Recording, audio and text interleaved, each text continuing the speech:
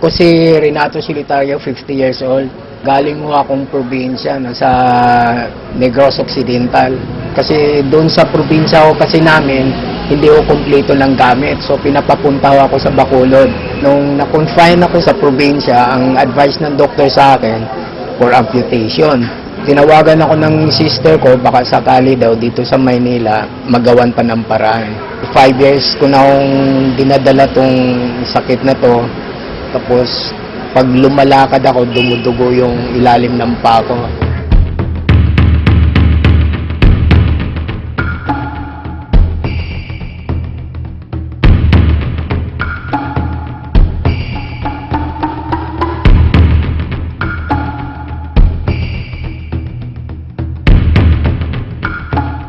Unti namang nawawala mula nung uminom ako ng herbal.